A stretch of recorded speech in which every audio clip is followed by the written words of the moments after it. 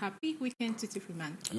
Voici les titres de votre journal. Incendie au marché Mbopi de Douala, une quinzaine de boutiques réduites en cendres. Des travaux de maintenance dans un magasin du marché seraient à l'origine de cet incident survenu hier dimanche, jour de repos pour les commerçants. Le bilan des dégâts à suivre dans ce 13h. Mbopi Market in Douala, Cameroon has suffered a devastating setback after a fire destroyed over 15 shops, mirroring a similar incident just 8 months ago. The repeat disaster raises urgent questions about market infrastructure. La région de l'Est est en proie. La localité est pourtant dotée d'un sous-sol riche. Le triste visage de Mbututu à découvrir dans cette édition.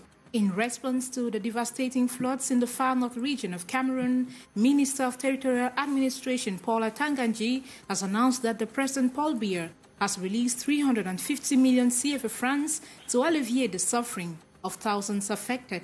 Those were our headlines. Details right ahead.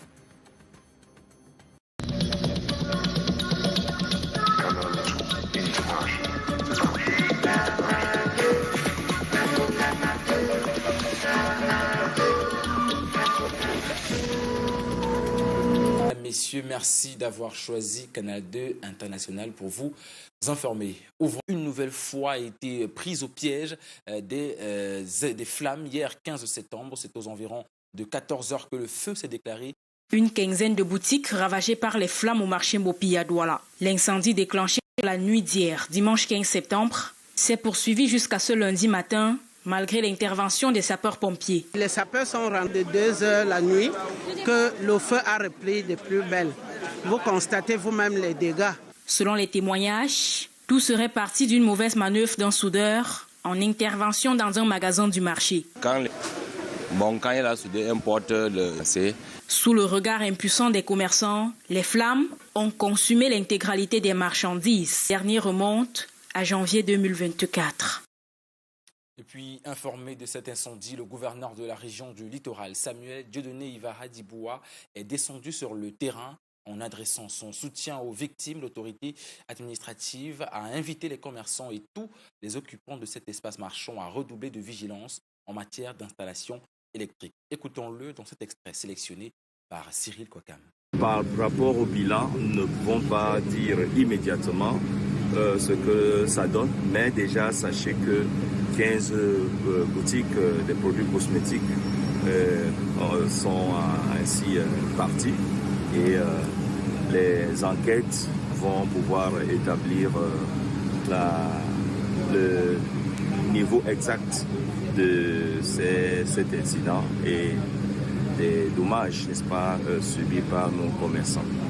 Mais nous continuons encore à sensibiliser les commerçants du marché à toujours mieux s'organiser en matière d'installation électrique et autres pour que nous évitions ces situations.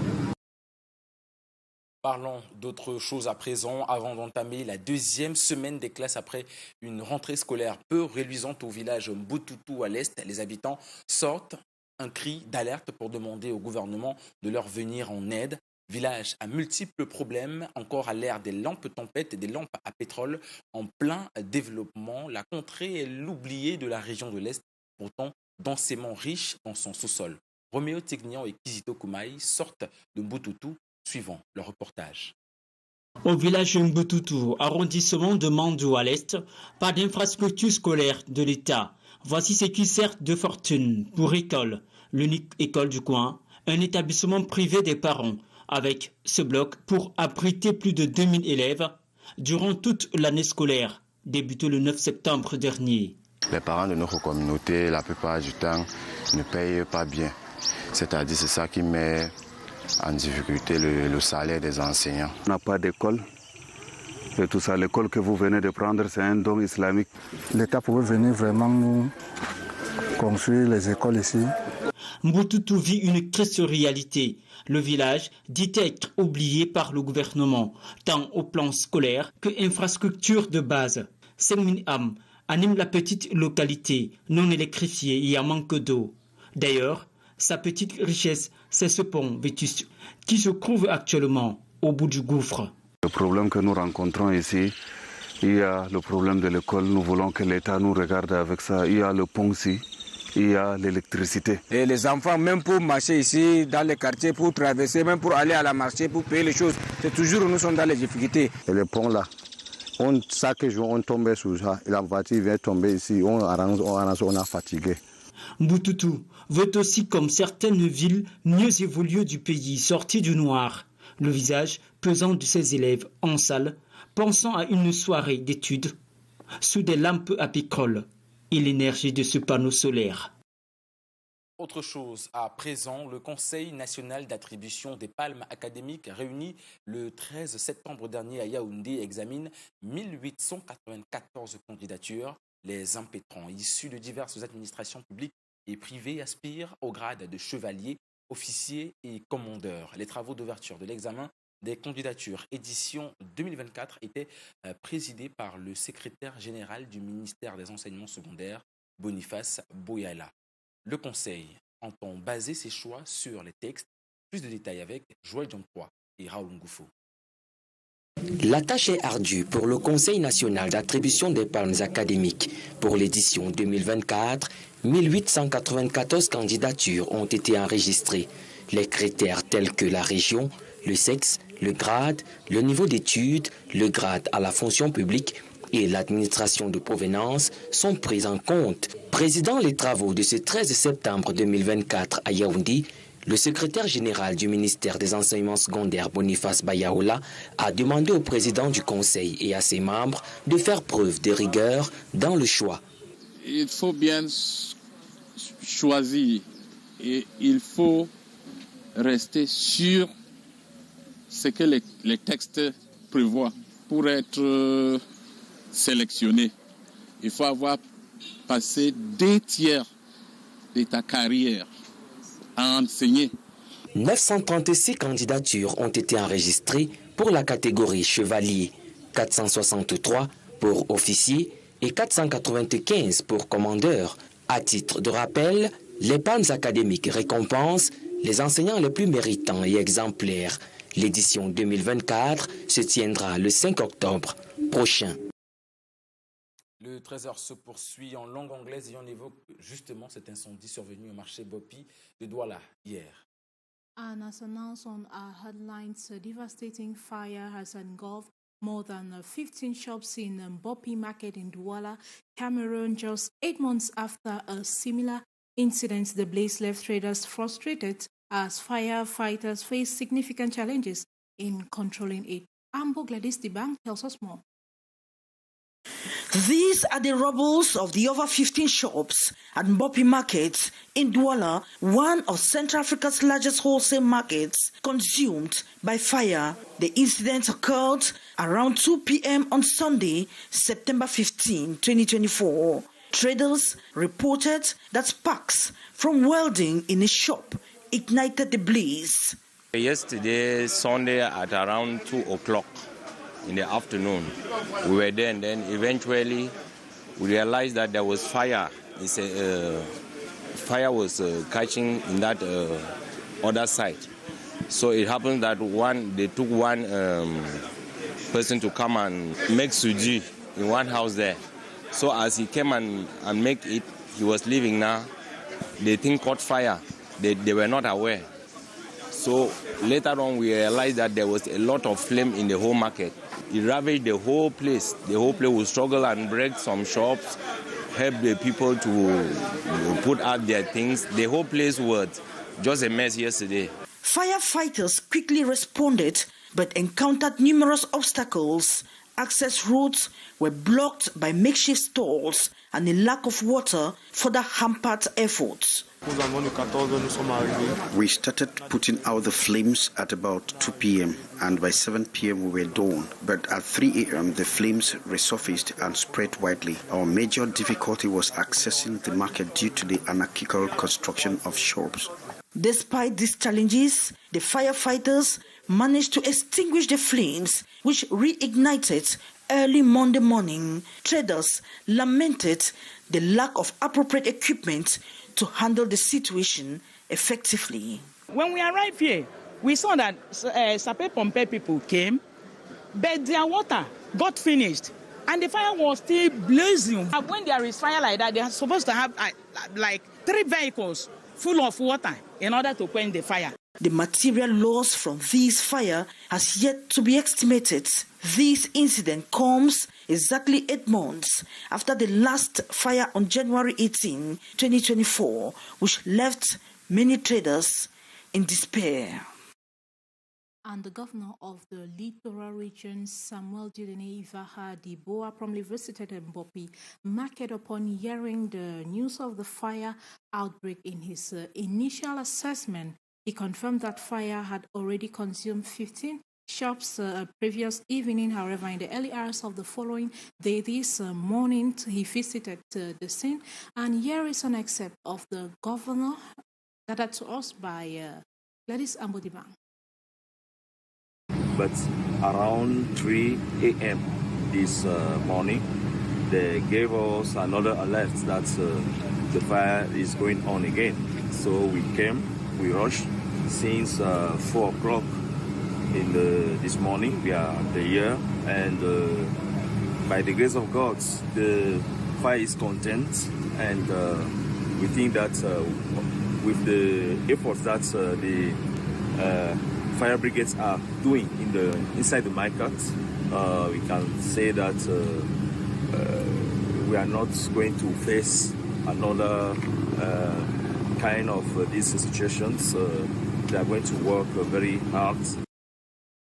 And as announced on our headlines, the Minister of Territorial Administration, Paul Atanganji, has announced that the head of state has disbursed 350 million CFA francs for the thousands of flood victims in the far north region. Atanganji blames the incident on climate change and global warming, stating that government is taking measures to help the victims. Here is an excerpt of the Minister, Paul Atanganji, talking to the press, selected by Hysen Chia. Heavy rainfall in Mayo-Danai division, causing damages and casualties. As for now,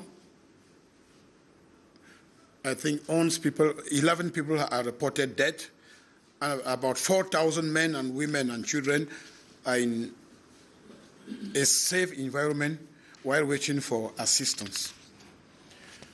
When this information was sent to the head of state, he gave us immediate instructions. The first instruction is that he has extended his heartfelt condolences to all the bereaved families, and the head of state has disbursed an emergency aid of 350 million francs. And as usual, we'll provide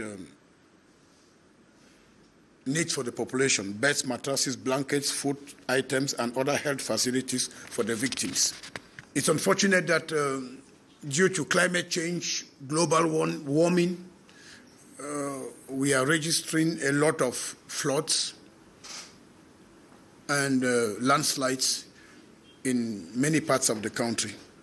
We already sent a team led by the Director of Civil Protection, and we will then go down on the field as instructed by the head of state to supervise the distribution of this special presidential aid, to assist the population, and maybe to advise them so that we can take preventive measures in the future.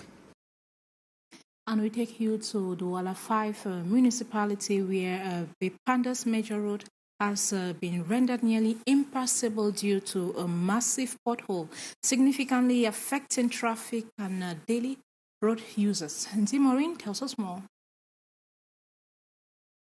This is Bepanda in the Douala 5 council area. Here, a large and hazardous pothole has emerged at the junction between Carrefour Mala and Bepanda Yong, causing severe disruptions for motorists.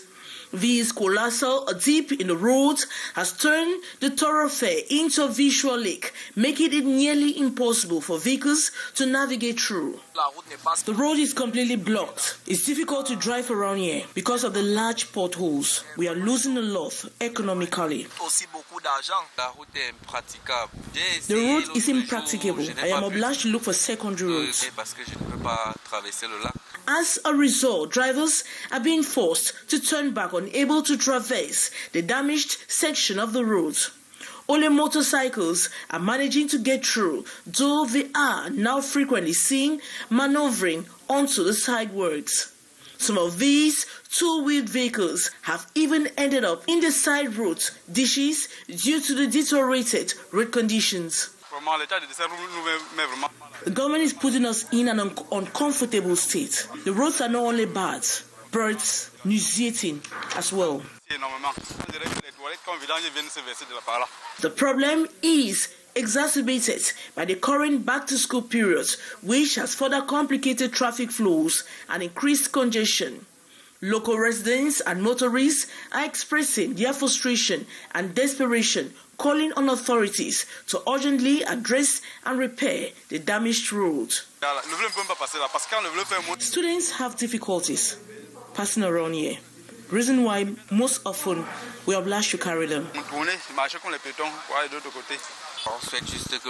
Our wish is that government should think of this road.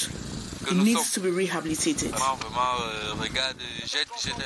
The situation highlights a pressing need for immediate action from local government officials to restore the road's functionality and alleviate the hardships faced by the community.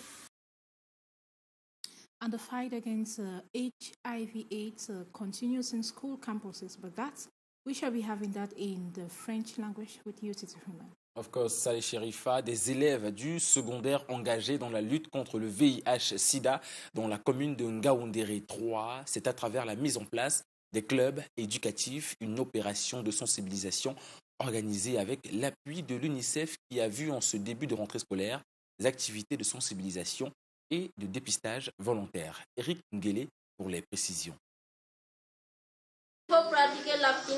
La séroprévalence dans le district de santé de Dan a pris des proportions inquiétantes selon les responsables. Ici, le quintet de pères éducateurs qui va former le club de lutte et de sensibilisation contre le VIH/SIDA au CS de Tchabal. Message principal, l'abstinence et retarder au maximum le premier rapport sexuel. Mais avant de se mettre dans l'action, ces derniers et leurs camarades ont prêché par l'exemple en se faisant dépister. Beaucoup de personnes vivent avec le sida et ne le savent pas. Nous avons plusieurs points chauds ici. Le taux de prévalence est à plus de 2%. Ici dans le district de Dan. À la base de cette opération d'installation des clubs éducatifs, l'UNICEF et l'initiative 3+1 de cette commune d'arrondissement. Les établissements choisis montrent un certain engouement et engagement, comme ici au CS de Beka, Gaoumukon. Les statistiques dévoilent que les jeunes filles sont les plus infectées. Cette activité est d'une importance capitale. Vous savez, dans les derniers recensements, la région de l'Adamawa est deuxième par rapport au taux de prévalence. Donc, le VIH/SIDA a pris de l'ampleur dans notre région. Une caravane a sillonné les artères de cet arrondissement pour une prise de conscience collective. Le Cameroun est désormais champion de la cause des forêts, ceci grâce à l'une de ses Amazones engagées dans la gestion et la conservation des richesses dont regorge ce milieu naturel où vivent une multitude d'espèces animales et végétales. La Camerounaise rejoint la liste ouverte par l'environnementaliste Keyan Wangari Maathai, la première femme africaine à avoir reçu cette distinction. Une fierté pour le gouvernement camerounais, comme vous allez le voir dans cet élément signé Karel Mesachachoya et Serge Alain Zébou. Les fortes précipitations dans la sous-région causent du tort à notre environnement. Les autorités gouvernementales des secteurs forêt et environnement sont unanimes. Cette Amazone a porté haut les couleurs du pays à l'international en devenant championne de la cause des forêts. Sa détermination à promouvoir la gestion durable de tout type de milieux naturels où vivent des espèces animales et végétales fait la fierté du pays. L'importance des forêts, nous connaissons. Nous, Africains, tous les continents doivent parler le même langage. En qualité de ministre des forêts et de la faune, surtout des forêts, je voudrais vous rassurer de tout le soutien du gouvernement pour la mise en œuvre de votre engagement à planter 20 millions d'arbres comme contribution des femmes africaines à la décennie des Nations Unies sur la restauration des écosystèmes. C'est l'occasion de faire un plaidoyer à l'endroit des pouvoirs publics, des partenaires au développement, entre autres, sur la nécessité de mobiliser des ressources financières adéquates. Le Cameroun particulièrement s'est engagé à restaurer plus de 12 millions d'hectares de terres dégradées. La société civile va contribuer à cela. Et tout ce que nous voulons maintenant, c'est que nos États, nos gouvernements du Cameroun comme du bassin du Congo ouvrent les guichets pour la société civile. Un message qu'elle espère n'est pas entré dans les oreilles de sourds. And the next part of the news is with you, Saleh Sherif. The start of the new school year, these school dispensaries are registering an increase in number of sick patients with at least 30 sick children registered daily at the government high school Aqua in Douala. Maureen Medetor, and now report. These female students arrived feeling unwell and was given paracetamol to address her fever. She's one of the many seeking help as a male student also waits for his turn with the nurses. According to the dispensary staff, they have seen over 120 students since the school year began, consulting at least 30 students each day. We are receiving students from 1 to upper 6. Although the dispensary is well equipped for initial medical care, it is designed only for first aid rather than comprehensive treatment. Every day, students are coming in many, and some are coming with a stomach bite, those are coming with vomiting, another one are coming headache. The nurses focus on managing specific symptoms such as fever and advise parents to seek further medical care at the hospital if needed. This recommendation is essential for ensuring that students receive the appropriate treatment beyond the initial assistance provided at school. Here we are giving only first aid. In response to the situation, the school principal has issued a stern warning to parents. The message emphasizes that the dispensary is not a substitute for a hospital and urges parents not to send their children to school if they are unwell. L'infirmerie n'est pas un hôpital. The problem is compounded by lack of updated health information from parents. Many have not reported their children's health condition in schools' medical records, leaving the school on high alert and further straining the dispensary's resources. Elsewhere, amidst reports of challenging business environment in Cameroon, the Global Entrepreneurship Network has launched a new initiative aimed at improving conditions of entrepreneurs with a focus on tackling issues such as regulatory burdens and infrastructure deficiencies. Once more, Zimori. Economic reports continue to paint a bleak picture of Cameroon's business climate, highlighting a series of obstacles that continue to the daily collapse of companies. There's not entrepreneurship education in our school system.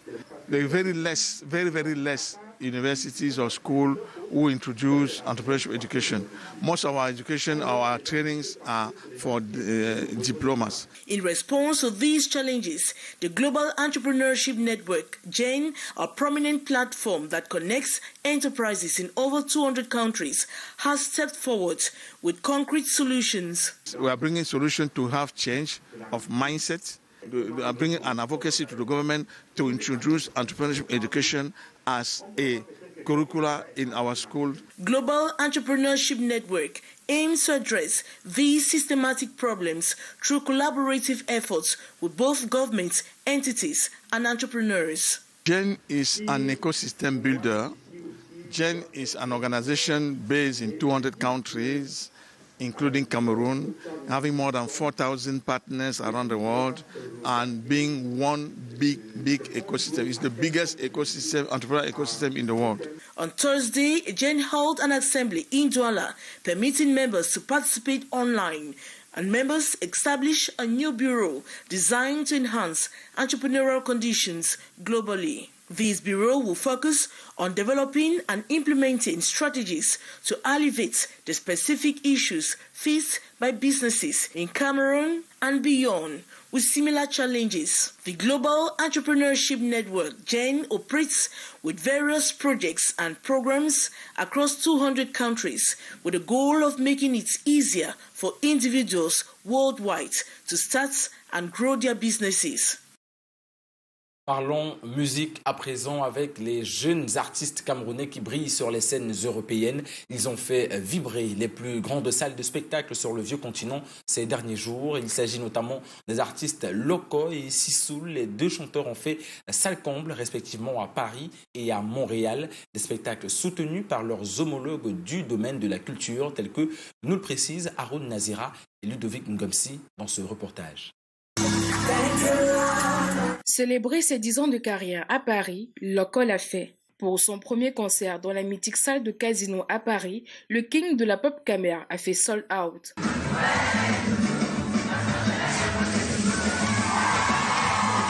Le 31 août dernier, Sissoul déposait ses valises au Canada, un mois après avoir enflammé la scène de la capitale française. Un premier concert live hors des frontières camerounaises où le chanteur a parcouru sa vaste discographie pour le plus grand plaisir des mélomanes.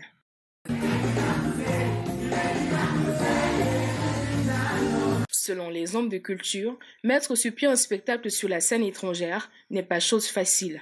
Il faut être audacieux. C'est très audacieux de leur part et que c'est un signe fort du retour de la musique camerounaise à la conquête de l'international.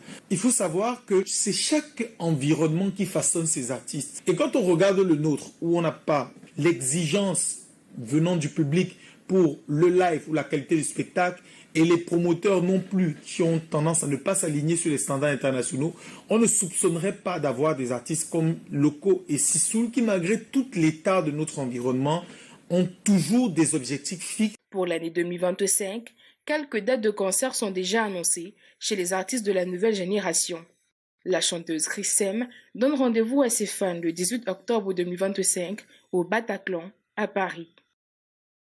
Pour terminer, évoquons le sport avec cette note en cyclisme. Le point sur le Tour cycliste de Côte d'Ivoire. La deuxième étape au menu ce lundi. 100 km entre les localités de Grand Laou et Songoni. Le départ donné depuis 10h ce matin, mais déjà hier, lors de la première étape, le Camerounais Fabrice Chauffeur s'est imposé en solitaire. Le coureur de SNH Vélo Club a avalé les 120 km entre Sassandra et San Pedro en 3h44 minutes et 12 secondes. Le 30e Tour de Côte d'Ivoire, une sorte de répétition générale pour les coureurs camerounais avant le Grand Prix Chantal Biad 2024 dès le 1er octobre. Voilà qui met un terme à cette édition du 13h. Madame, messieurs, merci de nous avoir suivis. Rendez-vous demain à la même heure, 13h. D'ici à là, nous vous souhaitons de passer une agréable journée. Belle journée, allez shérif. Good day, Titi Freeman. Good day to you out there. That was it for the 1 p.m. Bilingual News on Canal. International, the 1 p.m. will be yours again, same time tomorrow.